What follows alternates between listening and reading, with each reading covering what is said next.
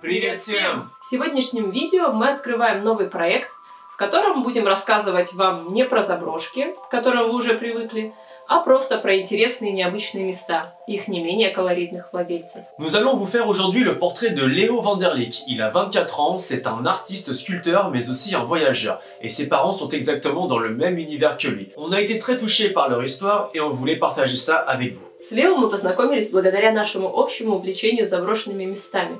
Мы даже вместе съездили в путешествие по Италии. Он показался нам очень интересным и разносторонне развитым человеком. А когда пригласил нас себе в гости, то мы были поражены местом, в котором он живет и которое он создал сам. Dans cette vidéo, nous allons parler français et russe, ce qui fait que pour le confort de tous, il y aura des sous-titres dans les deux langues. Allez, il est temps de découvrir cet univers. Поехали! В небольшом городке Ранкун, неподалеку от Лимож, Лео ван дер Лик живет вместе со своей семьей. Все они творческие люди и активные путешественники, живущие за счет своего искусства. Je m'appelle Léo van der Leek, je suis artiste sculpteur. Voilà, j'ai 24 ans. J'exerce mon art, ma sculpture depuis 7 ans à peu près. Ma première réalisation, j'avais 15 ans, c'était au collège. Mon père est forgeron, il fait des couteaux, des épées, il est forgeron d'armes médiévales. Et ma mère est artiste peintre. Ça pour le contexte, pour expliquer que je suis dans le milieu de l'art depuis tout petit. J'ai trouvé cette maison avec un fort potentiel parce qu'elle est très grande, beaucoup d'espace pour stocker mon matériel et pour exposer aussi. J'ai eu la chance de l'acquérir pour une somme assez maudite. J'ai commencé à faire des travaux du sol au plafond. Конечно, проделанная работа просто впечатляет. В доме на 2 этажа есть несколько больших тематических комнат, по которым хозяин водит гостей как экскурсовод. Это кинотеатр. Ici, on est dans ma salle de cinéma. Voilà, donc j'ai 2 projecteurs, un Super 8 et un 8 mm, et des fauteuils de cinéma que j'ai achetés dans un ancien cinéma près de chez moi. C'est aussi une salle où j'exerce des escape games. Voilà, donc il y a des énigmes un petit peu partout dans la pièce qui permet de s'évader de cette salle. Каждая комната в доме Лео уникальна. Но вам придется поверить нам на слово, ведь некоторые из них хозяин попросил нас не снимать, они личные. Во внутреннем наполнении своего жилища что только не использовал этот богатый на выдумки молодой человек. И железную лестницу с разбираемого завода, и светящуюся барную вывеску, и даже уличный фонарь. Как Лео уже сам рассказал выше, он скульптор с 9-летним стажем. И, конечно же, в доме есть его мастерская и даже выставочный зал для готовых скульптур.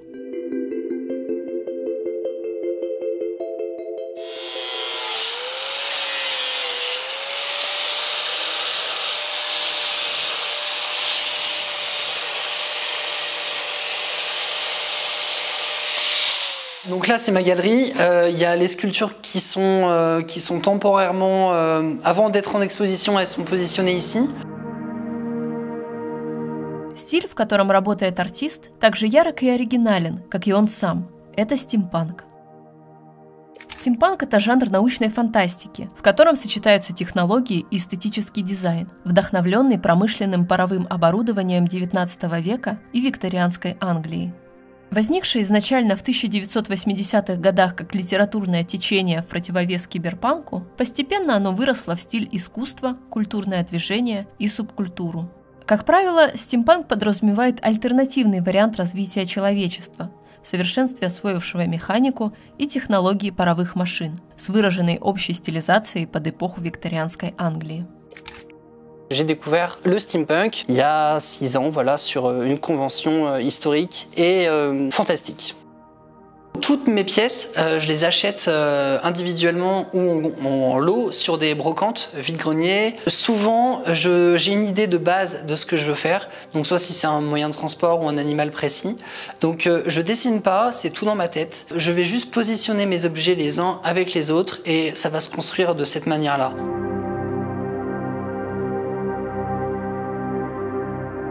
Sur cette sculpture, j'ai utilisé comme base une machine à coudre. Pour ça, les tiges en laiton, ce sont des tringles à rideaux, petite cuillère en argent, un masque de plongée. Ensuite, plein de ferrures de porte, plein de décorations en laiton. Какая цена у твоих скульптур и от чего она зависит? Alors ça dépend de la taille, ça dépend du temps que je passe dessus, mais en général c'est le format.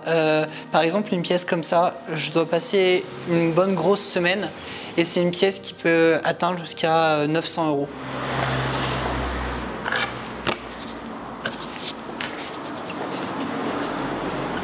Mes inspirations premières dans le steampunk, c'est surtout dans la littérature. Donc on retrouve beaucoup de steampunk dans les livres de Jules Verne, dans beaucoup de films aussi, des films de Tim Burton, des films de Jean-Pierre Jeunet, comme La Cité des Enfants Perdus ou Délicatessen. Sinon c'était surtout vestimentairement, parce que c'est un style qui est très présent dans les costumes, dans le cosplay, et j'en ai vu assez quand j'étais plutôt jeune sur des conventions justement médiévales et fantastiques.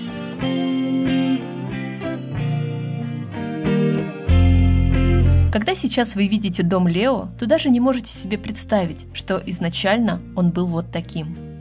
Donc voici ma grange, c'est pour vous donner une petite idée de ce que ma maison pouvait ressembler de base. Donc voilà, donc c'était des murs vierges, de la terre battue au sol. Et donc j'ai changé les plafonds aussi chez moi. J'ai créé une mezzanine, voilà, donc j'ai fait un trou dans le plafond pour faire de la luminosité et pour que le chauffage puisse chauffer à la fois le bas et l'étage. Но это не единственный дом, который построил молодой француз. На своем участке он сконструировал еще один. Это дом викинга, который Лео построил за 1 неделю. Но он сейчас сам расскажет и покажет. Ça c'est la cabane que j'ai construite pendant le confinement, donc il y a 3 ans. Mon défi c'était de la réaliser en 1 semaine. J'étais tout seul pour la faire, mes parents m'ont aidé pour fixer certaines planches parce que c'est assez grand et il y a besoin de plusieurs mains, quoi.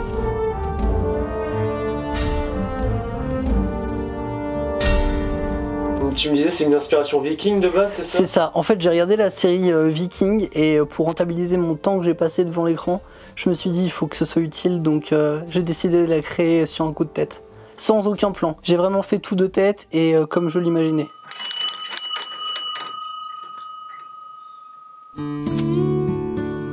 Как сказал сам Лео, с самого детства он был окружен искусством, и это во многом сформировало его мировоззрение и увлечение. Что ж, теперь самое время познакомиться и с его творческими родителями, Сандрой и Кристианом Вандерлик.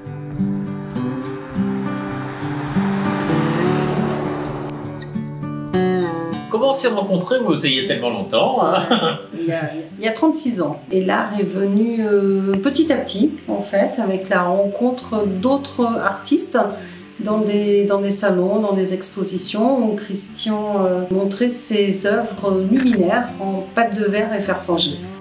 Дом Кристиана и Сандры также многофункционален, как и дом их сына. Здесь есть пространство для жизни, а также кузница, галерея-бутик и даже настоящий музей. Начнем знакомство с ним с кузницы. Вот уже 35 лет Кристиан работает кузнецом. Сейчас он в основном кует мечи, которые заказывают и покупают у него со всей Франции.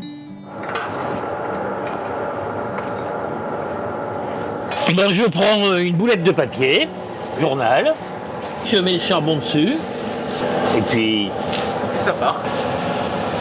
j'ai eu la chance de démarrer dans l'épée où il y avait pratiquement personne en France qui en faisait. Il y avait que les Tchèques qui faisaient de l'épée. À une époque, disons il y a 10 ans de ça, on devait être une petite dizaine à faire de l'épée en France. Et moi, il y a 10 ans, je faisais partie des artisans seuls qui produisaient le plus d'épées. Parce que je fais de l'épée de combat, qui est de l'épée simple, donc j'arrivais à sortir une centaine d'épées par an, quoi.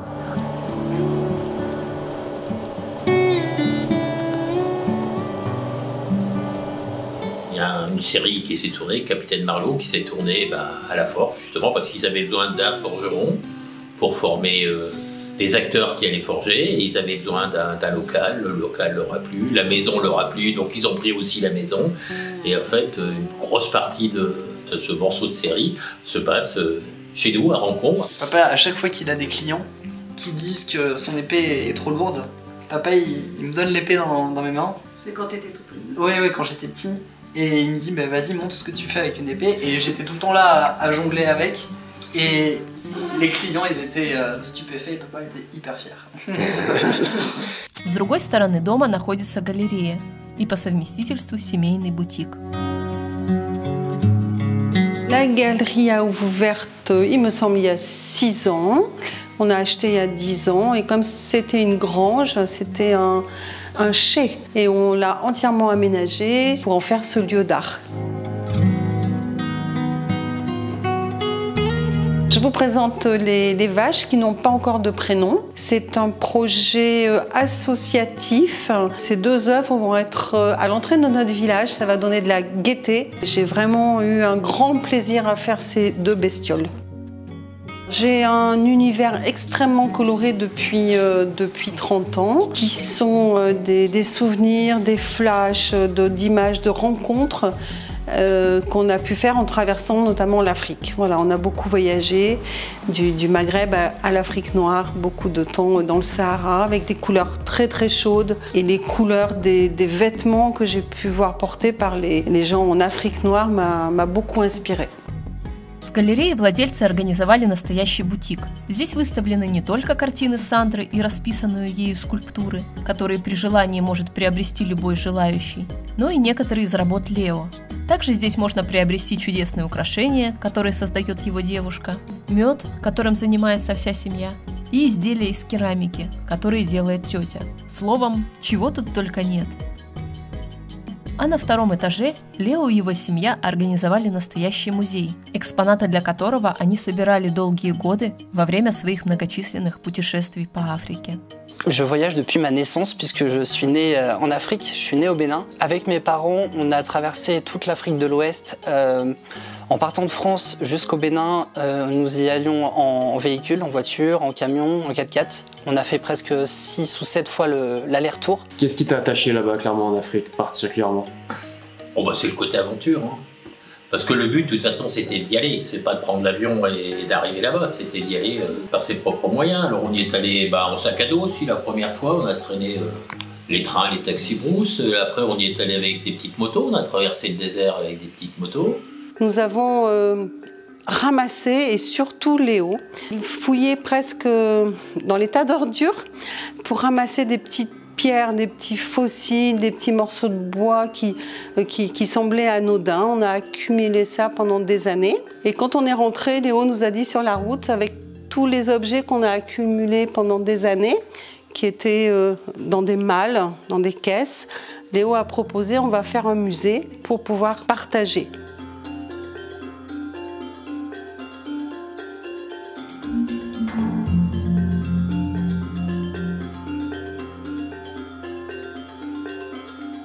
Nous avons une maison au Bénin qu'on a construite il y a très longtemps. Le Bénin qui s'appelait le Dahomey avant est la capitale du vaudou. Alors nous vivons entourés de féticheurs, on appelle ça des fétiches, et ils sont placés souvent à l'entrée des villages. C'est un gardien en fait. Ici est insérée une mâchoire de chien. Donc la personne qui a des mauvaises intentions, qui voudrait rentrer ici par effraction et voler quelque chose, s'il voit ce fétiche, il se dit « Waouh, c'est pas possible, le lieu est protégé et je risque de me faire mordre et avoir des mauvais sorts ». Et par rapport à la religion vaudou et aux croyances, il y a notamment le culte des jumeaux. C'est-à-dire que quand un jumeau décède, peu importe son âge, quand il meurt, on va faire une statuette à son effigie qui va représenter le défunt. On confie cette statuette à un membre de la famille qui doit s'en occuper comme si la personne était toujours vivante. Si on doit sortir à une cérémonie, un mariage ou à une petite fête, on met le jumeau dans le pagne, c'est le vêtement traditionnel des personnes au Bénin. Il n'y a que la tête qui dépasse et on l'emmène partout, comme si la personne était vivante. Так что вот так получается, что когда-то это были настоящие люди. À l'intérieur de cette vitrine, il y a 2 choses qui me tiennent vraiment à cœur. C'est des dents de dinosaures. Voilà. Donc ça, c'était des dents de Triceratops. Ah ouais. Voilà. Et elles viennent d'où ces dents-là? Elles viennent du Niger. Là, on a un fossile d'une trilobite, voilà, en géode. Donc c'est dans une pierre qu'on a coupée et voilà ce qu'on peut trouver à l'intérieur.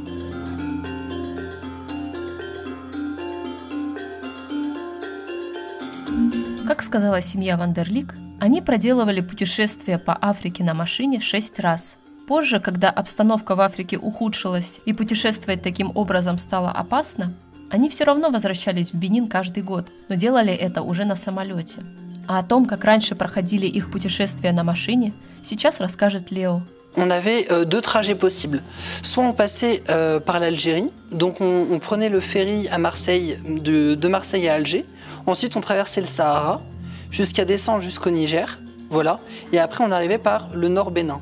On traversait tout le Bénin puisque nous on habite au sud du Bénin, au bord de l'océan. Voilà. Et l'autre trajet possible, c'était par l'Espagne. On allait à Gibraltar, on arrivait au Maroc. Ensuite on descendait la Mauritanie, on traversait le Mali. Ensuite, on passait au Burkina Faso et on arrivait encore une fois par le nord du Bénin. Le dernier voyage qu'on a fait, j'avais 11 ans. Voilà, donc ça devait être à peu près en 2009. Voilà. Et ça s'est arrêté parce que de plus en plus dangereux de traverser certains pays et les frontières entre l'Algérie et le Niger commençaient à être fermées.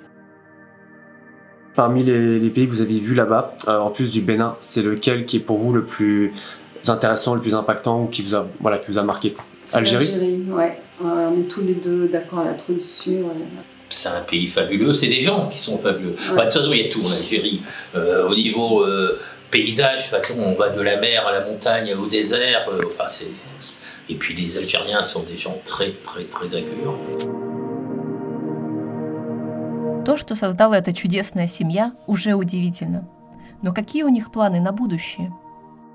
Toujours dans mon style, j'aimerais créer des sculptures plus grandes, plus monumentales. Pourquoi pas faire un jour un parc où les gens puissent venir admirer mes pièces, ou peut-être faire des logements insolites aussi. J'ai été contacté aussi par une dame qui m'a proposé de construire des maisons style triangulaire, ronde et tout. La maison est suffisamment grande aussi et j'aimerais faire des salles à thème chez moi. Enfin, j'ai déjà une salle d'escape game, une salle cabinet de curiosité. Enfin, il y a un potentiel énorme et j'ai plein d'idées.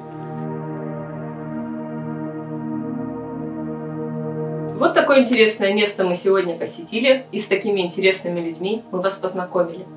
Если вы живете во Франции или хотели бы сюда приехать, чтобы зайти в гости к нашим гостям, внизу в описании к этому видео мы оставили их контакты.